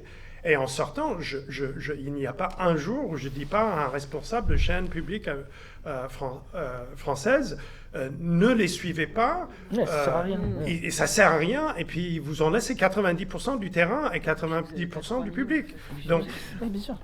Donc, mobilisez vos moyens pour occuper le terrain qui est le vôtre, et faites-le dans la manière dont le public vous répond, et laissez-les faire leurs 3 trucs clinquants, et puis voilà, c'est pas grave. Et Et ça, c'est très difficile parce qu'on a une crise d'identité en France aujourd'hui. On fait des enquêtes parlementaires, des shows ridicules pour masquer... Ce serait une très bonne série d'ailleurs, ça. Oui, la prise du pouvoir des médias par la droite et par la droite dure. Et tout ça est un vaste théâtre qui ne permet pas de voir les forces et la productivité de ce système et documentaire et service public. Et il faut au contraire rester droit dans ses bottes et dire non, c'est ce qu'on a est merveilleux, il faut le défendre, quoi.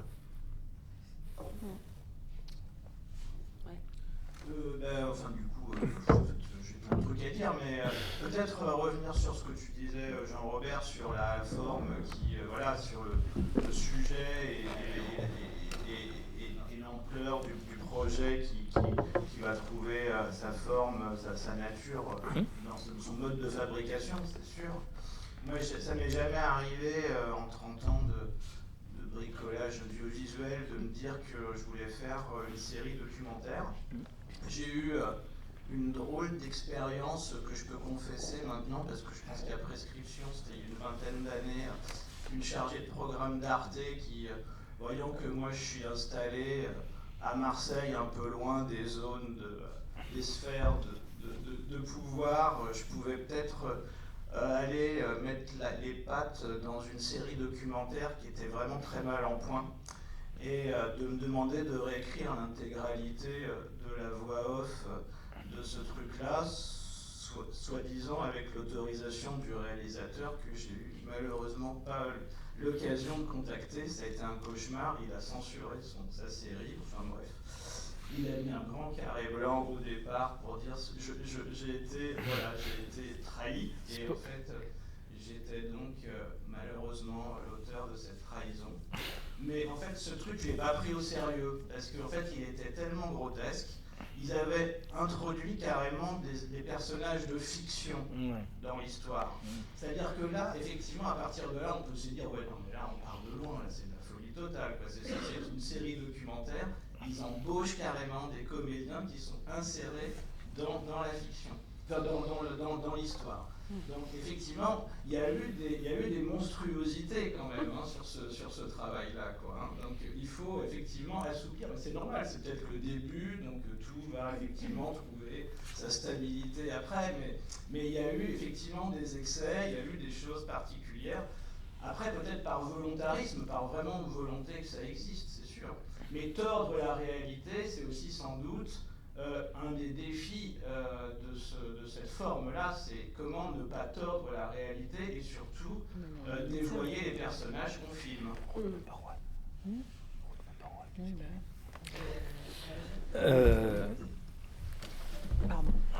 Non, mais il y a des expériences ratées, hein. Il y en a qui sont réussies. Route Number One de Wiseman, puisqu'on en parlait tout à l'heure.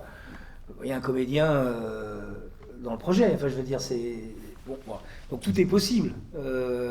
Moi, je pense que vraiment, cette question de la manière dont on travaille... Alors, moi, je vois beaucoup chez les auteurs là, avec qui je discute, la profession, notamment, par exemple, ceux qui veulent faire de la série, sur la nécessité d'embaucher, effectivement, des showrunners à l'intérieur, de faire rentrer des scénaristes de fiction, etc. Bon, moi, personnellement, alors, chacun fait comme il veut, hein, je suis pas parfaitement... Moi, je suis pour la liberté de création totale, hein, d'essayer des choses, y compris pour se rater, mais...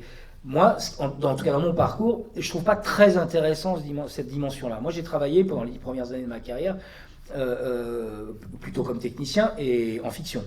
Donc, d'une certaine manière, je viens un peu de la fiction au départ dans mon apprentissage de cinématographique. Donc, et j'adore ça. Mais je vois pas tellement l'intérêt de faire rentrer, ou occasionnellement, des scénaristes de fiction pour essayer de construire des séries documentaires ou pour réfléchir. Pourquoi pas? Ça peut être une rencontre, quelqu'un qu'on connaît, on se dit c'est avec cette personne j'ai envie de travailler, mais pas le faire systématiquement, je trouverais ça très dommage et je trouverais ça très Netflix ou très HBO, effectivement, avec une espèce de recherche d'efficacité et tout. Par contre, faire intervenir au moment de l'écriture, je déploie un peu par rapport à ce que... Faire intervenir d'autres gens au moment de l'écriture, pour être plusieurs dans l'écriture, mais pour réfléchir, comme tu le disais toi, à plusieurs cerveaux. Moi, par exemple, j'aurais plus tendance à vouloir faire rentrer des monteurs. au moment de l'écriture, c'est-à-dire donner un rôle du monteur qui est très important dans l'écriture et la construction d'un documentaire, pour la série, se dire, bah tiens, je vais réfléchir avec tel monteur, pas forcément d'ailleurs le monteur final du film, ou la monteuse, mais faire rentrer un monteur en disant, et si on réfléchissait narration, structure, dès maintenant, comme ça, en montage, etc., et que, éventuellement, même un chef-op ou une chef-op, je sais pas. En tout cas, c'est plus comme ça, construire des espèces d'équipes à l'écriture, qui soient pas forcément des équipes qui soient là tout le temps pour écrire, pour construire, pour inventer une forme, etc., mais qui puissent intervenir un peu comme spin doctor, entre guillemets, comme on dit, mais, ou des interventions. Là, je trouve ça vraiment très intéressant d'ouvrir l'écriture d'un auteur, d'une autrice, et de faire rentrer à l'intérieur d'autres gens, d'autres manières de regarder les choses. Mais de se dire que pour écrire, pour qu'advienne une bonne série, il faut absolument convoquer la fiction en soi, pourquoi pas, mais que ça devienne systématique, ça me paraît ça me paraîtrait vraiment trop dommage. La fiction convoque beaucoup le documentaire, convoque beaucoup le réel pour... et on voit d'ailleurs, parce qu'on a le phénomène inverse, je le vois chez les scénaristes et des producteurs qui produisent de la fiction et de la série, ils commencent à faire rentrer de plus en plus de fois, ils commencent à avoir cette idée, tiens, mais si on faisait rentrer des journalistes de guerre, des journalistes d'enquête, dans les équipes d'écriture qui vont ramener du réel, etc. etc. Donc, en fait, il faut quand même comprendre que les phénomènes se passent dans les deux sens aussi, quand même. Voilà. Donc c'est intéressant, mais occasionnellement, je trouve que tout systématisme dans l'écriture est dangereux, en fait. Et que chaque fois, chaque histoire, moi c'est vraiment mon modèle, c'est j'en ai pas. Chaque histoire, il faut trouver la bonne combine. Il faut trouver la sauce, tu faisais une métaphore culinaire, voilà, il faut trouver les bons ingrédients, les bons épices et se dire, mais quelle équipe si c'est une équipe qui doit travailler un peu à l'écriture, quelle équipe je construis pour arriver à quel objet, en y mettant un comédien, en n'y mettant pas de comédien, en incarnant, non sans incarner, en ayant un récit comme ci ou comme ça, etc. C'est ça qui est formidable, c'est qu'on peut continuer à faire des films, à chaque fois essayer de faire des films différents. C'est difficile, ça, comme pari, pour convaincre les diffuseurs qui vont effectivement attendre des choses efficaces, etc., etc. Mais après, on peut dire aux diffuseurs, non, mais là, bien sûr, vous avez raison, on va faire un truc hyper efficace, etc. Enfin bon, et puis faire un peu différemment. Voilà, la question, c'est une question aussi du langage, de la manière dont on procède dans la présentation de ce qu'on prépare ou de ce qu'on a en tête. Sachant que de toute façon, c'est un long cheminement de ne pas dire tout à fait toute la vérité au départ. C'est pas vraiment un mensonge, puisqu'à la fin, ce sera différent. Et je voulais juste rassurer, c'est que je trouve que la série, il faut qu'elle change d'image aussi, parce que je trouve que dans on va dire, le côté un peu documentaire, c'est comme si c'était pas du vrai documentaire en fait, de faire de la série. Et ça, je pense que c'est aussi à nous de s'en emparer, de le faire. Voilà. Bien sûr. Il y a un peu un côté, c'est un peu sale de faire de la série. Enfin, je sais pas, c'est pas des puristes, quoi. Voilà. Et je pense que ça, c'est aussi quelque chose à travailler. Et voilà. En fait, une série oblige d'autant plus de dramaturgie. Et je pense que c'est intéressant.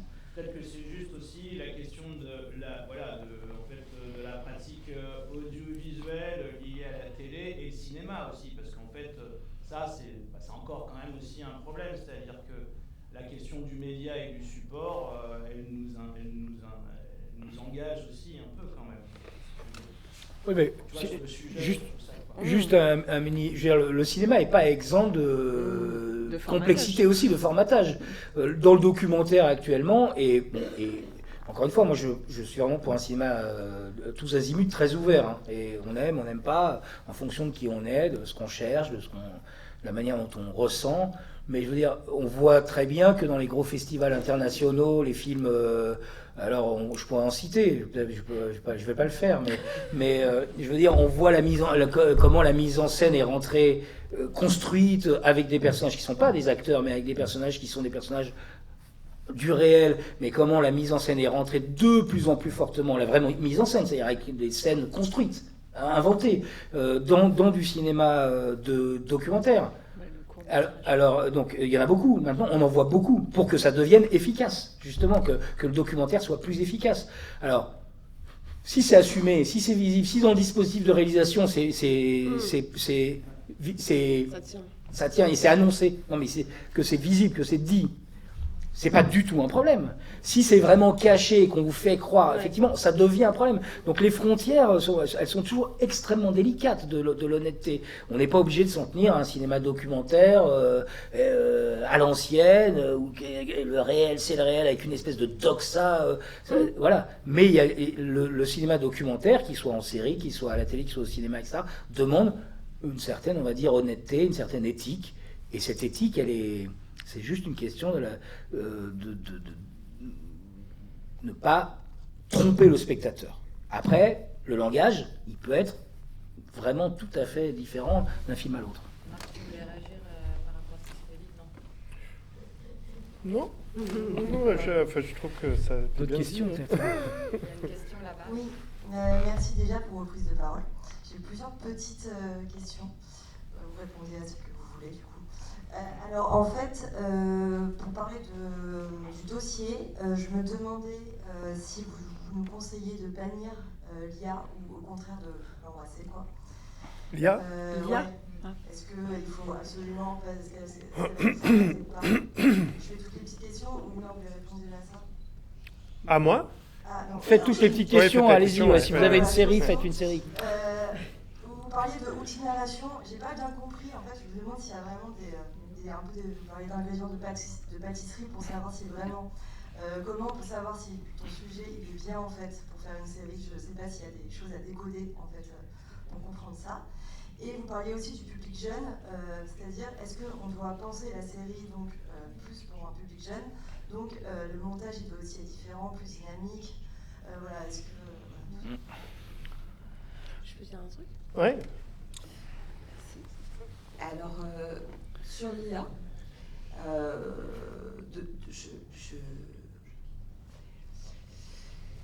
je pense que de toute façon, c'est un outil qu'il faut à un moment donné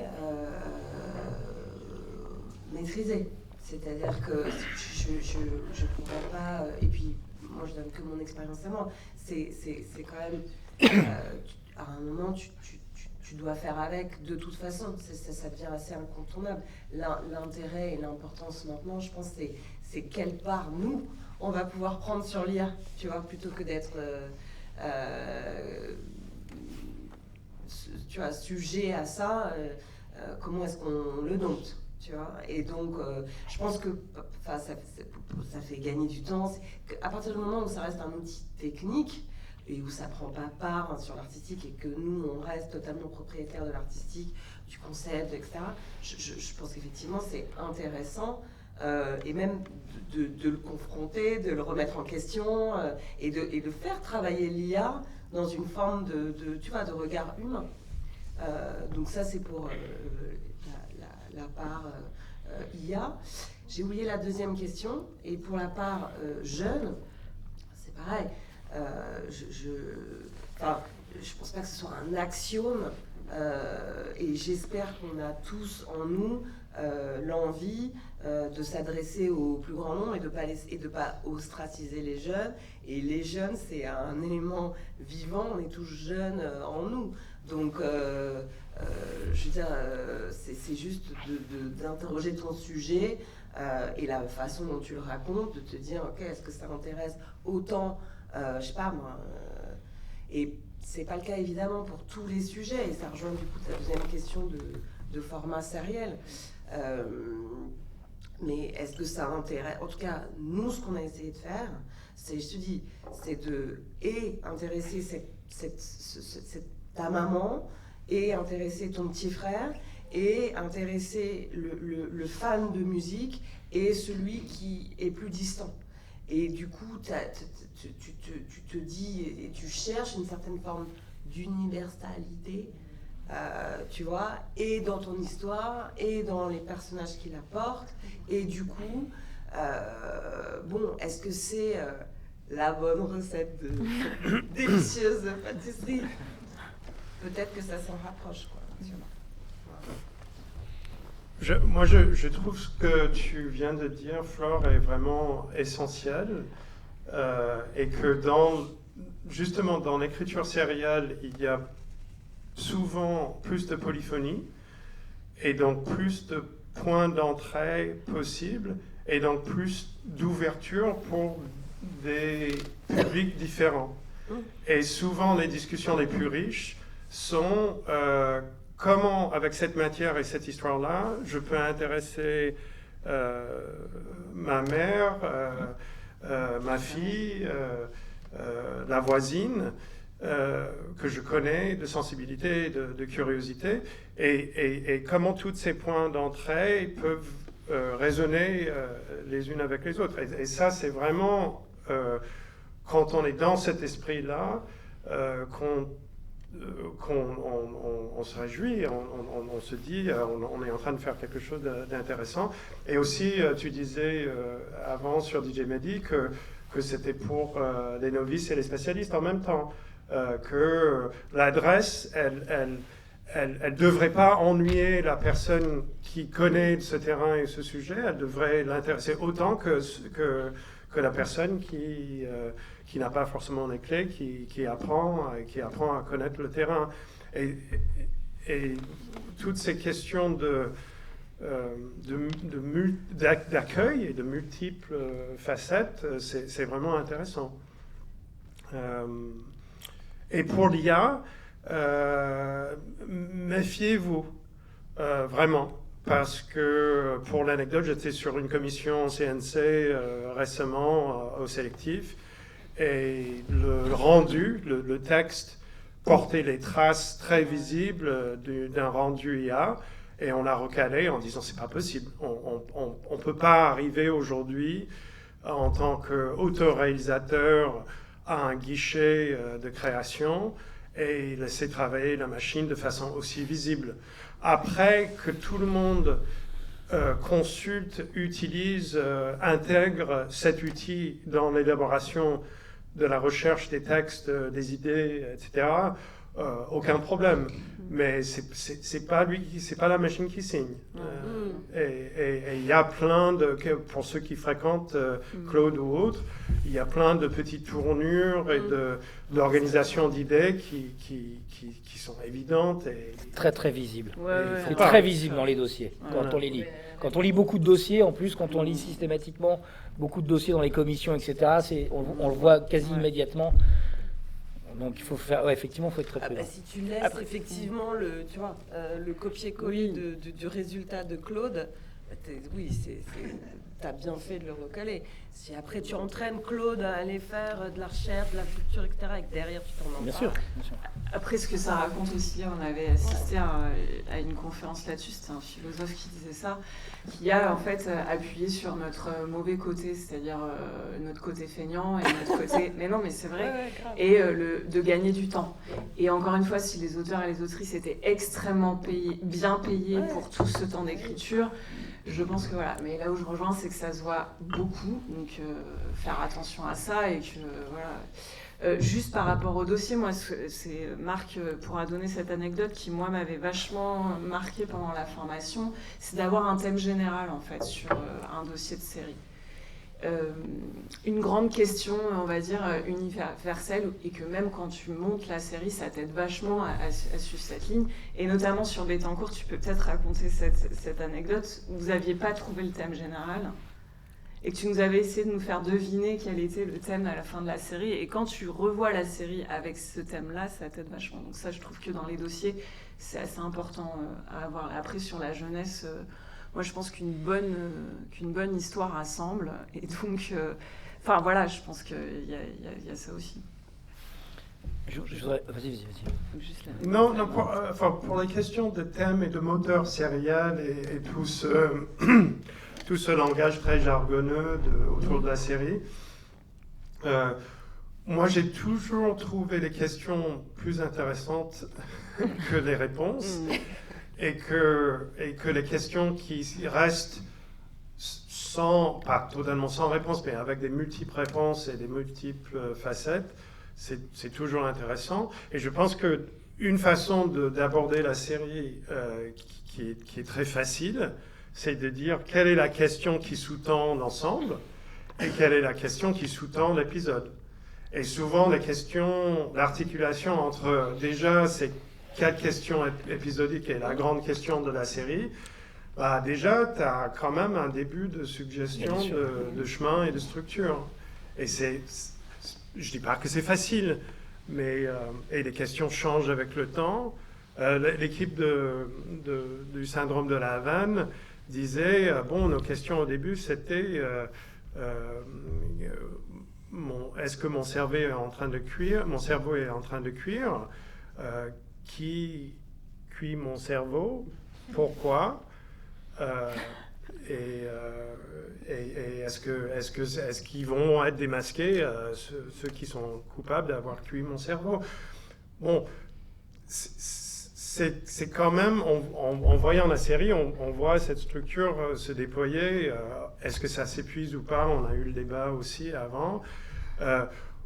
Moi, je trouve que ce qu'ils ont fait est quand même pas mal du tout. Voilà, ils sont partis de ces questions-là et ça les a amenés très très loin. Bettencourt. Bettencourt.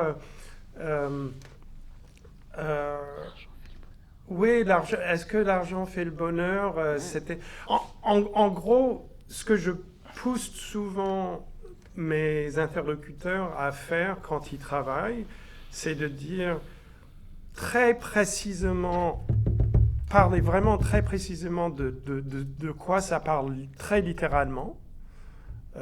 Voilà.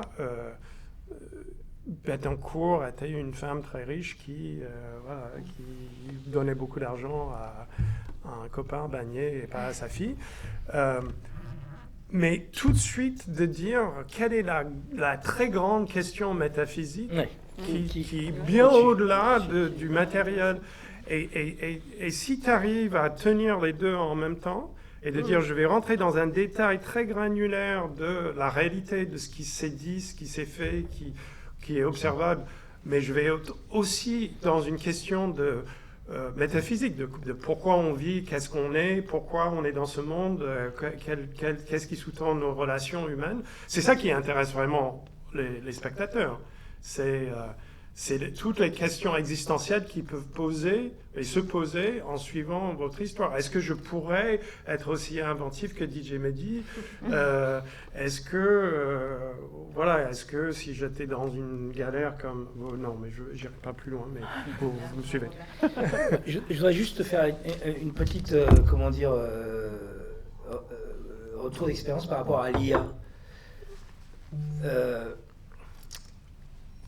Moi, je vois des auteurs autour de moi, ou des autrices, et je pense à quelques personnes dont je ne citerai pas les noms, qui sont... on est tous dans une fragilité, dans une... de comment développer nos projets, comment les vendre, comment trouver un diffuseur, on a des idées, il y a celles qui trouvent, entre guillemets, leur chemin, il y a celles qui ne trouvent pas, etc. Et donc, parfois, certains d'entre nous sont dans des moments de panique pendant 1 an, 2 ans, les idées ne fonctionnent pas, on ne trouve pas l'argent, etc. Et donc, j'ai vu autour de moi, petit à petit, dans les discussions, là, ces 2 dernières années, des collègues, au masculin et au féminin, qui se sont dit « Non, mais il faut que j'écrive plus de projets, parce que dans une espèce de panique, l'année prochaine va être super galère économiquement, il faut que j'ai plus de choses à proposer, etc. » Et qui ont commencé pour ça à utiliser l'IA.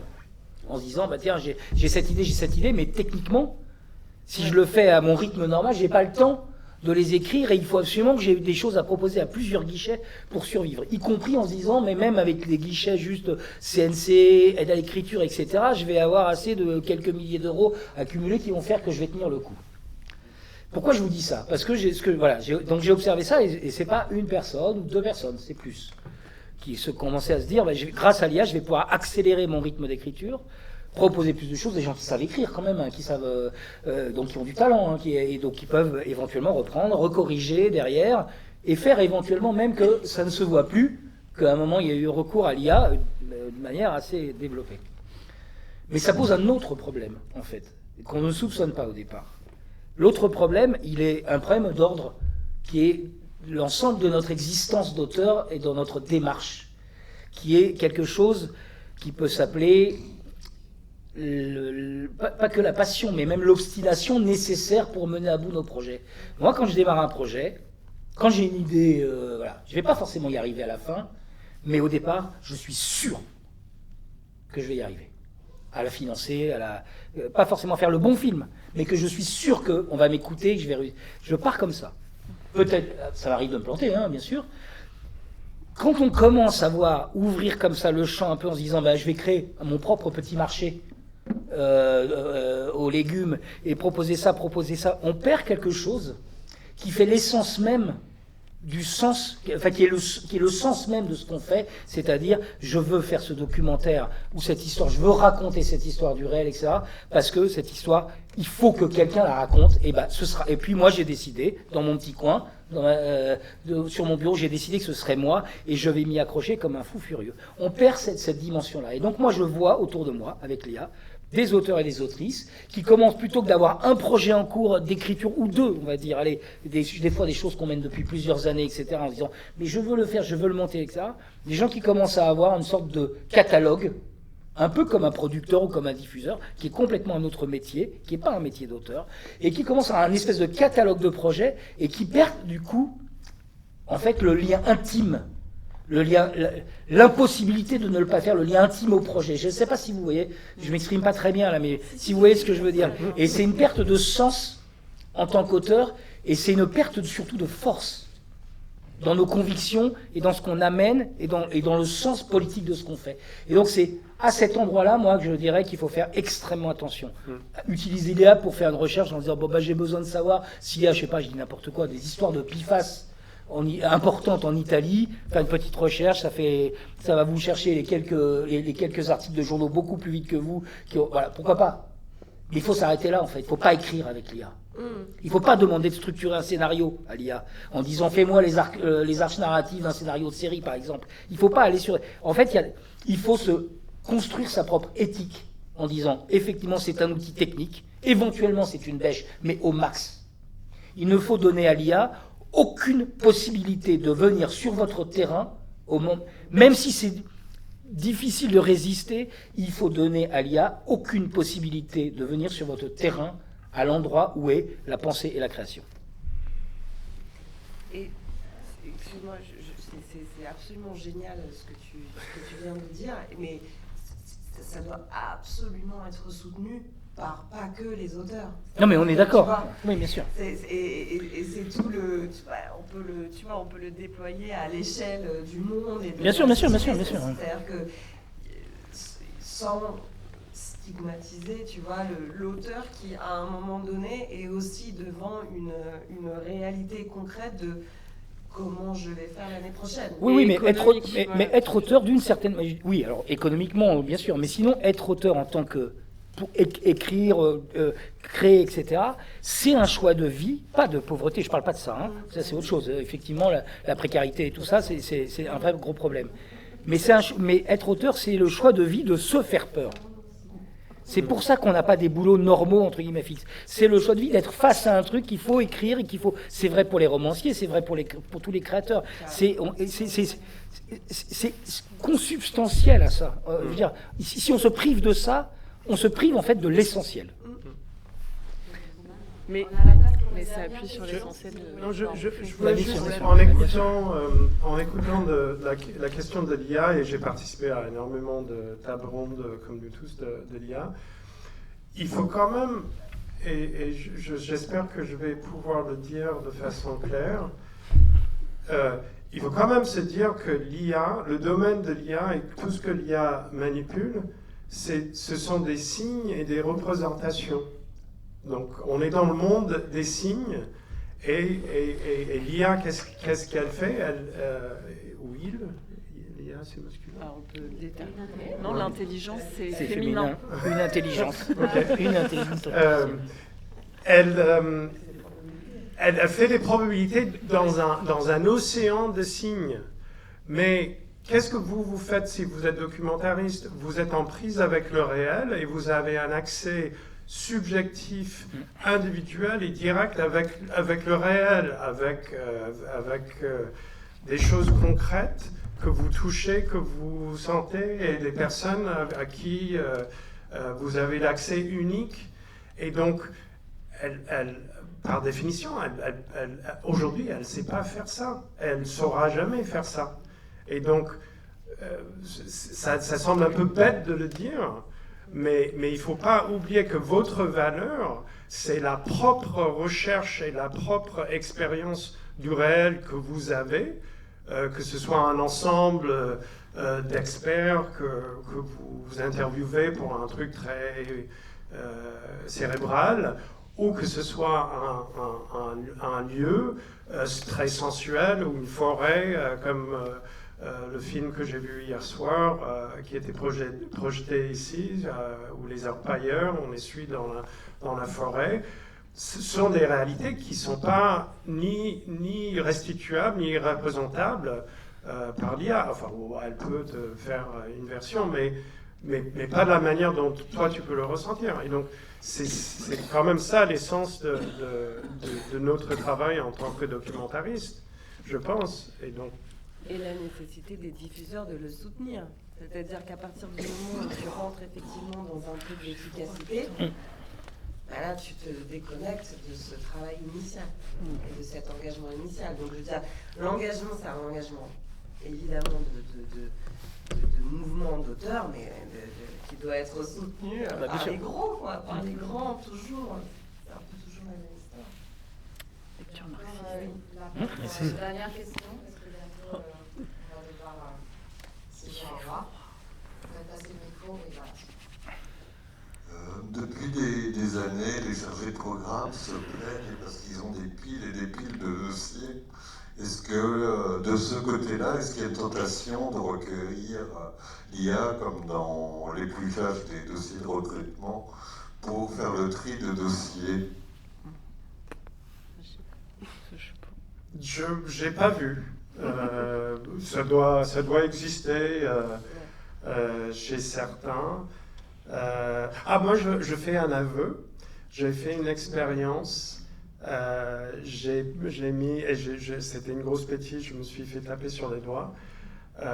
J'avais une commission CNC et j'ai essayé de faire un résumé Notebook LN. Je ne sais pas si vous connaissez cet outil. Et c'était intéressant. Mais encore une fois, plus comme expérience ludique que comme travail sérieux, quoi. Pardon. Oui, vas-y. Derrière. Juste par rapport à l'IA, je suis un peu une mauvaise foi, mais quand on dit oui, la beige, etc., je me rappelle quand on a commencé à passer sur le montage numérique, le montage non linéaire, on nous expliquait qu'on allait tout perdre dans la façon de réfléchir. Je suis monteur de formation, parce que on était sur parce que la pellicule a un autre rapport. Voilà. Et Lightroom, c'est ça? Non, j'ai oublié le nom. Lightbox ou Avid. Je ne me souviens plus, puis après sur Avid, etc. Et donc, quand même, tout d'un coup, c'était plus la même façon. Or, c'était, notamment pour les réalisateurs, une révolution, parce que tout d'un coup, tu pouvais aussi jouer avec la matière, etc. Donc, bon, alors, ce que je dis un peu tarte à la crème, c'est la technique, comment on l'utilise, patati patata. Mais quand même, pour répondre concrètement à la question sur. Donc, moi, je viens d'avoir l'aide à la série, du CNC. Et donc, moi j'ai utilisé l'IA. Et l'IA, en fait, moi je ne suis pas du tout d'accord avec vous. Je pense que c'est la pire des technologies et qu'elle devrait être totalement interdite. Mais tu dis, oui, je ne parle pas de la précarité, du travail d'auteur, etc. Le marché, même par rapport à ce que tu décris, c'était une erreur tactique de multiplier les projets, mais le marché, la réalité économique de notre travail aujourd'hui, fait que, au final, si tu veux vraiment travailler une série ou si tu veux même travailler un film, c'est pas possible. Tu vois, financièrement, tu peux pas. En tout cas, pour la partie auteur et pour la partie auteur réel, c'est impossible. Voilà. Après, tu peux arriver à un certain niveau. Certains d'entre vous touchent des budgets, tu vois, assez conséquents. Donc moi, j'ai fait 2 films sur. Donc c'est la casse, c'est 25 millions de dollars, pardon. Tu vois, la chaîne, elle met 40 000 euros. La radio, on y a passé 4 ans. Là, la chaîne met 40 000 euros. Donc, même si tu trouves des fonds ailleurs, etc. Et donc, pardon, on peut vite. Non, il n'y a pas de question, en fait, c'est juste sur l'IA, pour revenir. L'IA, en fait, ça donnait des résultats pourris si tu poses des questions pourries. C'est la même chose avec Google quand tu faisais des recherches. C'est-à-dire que, au final, est-ce que toi, tu as des idées, un background culturel, est-ce que tu sais ce que tu es en train de chercher, est-ce que tu sais ce que tu es en train de lire? Et en fait, l'IA, là, c'est vraiment, il y a un truc qui est complètement machiavélique, c'est que ça te permet de tester des trucs.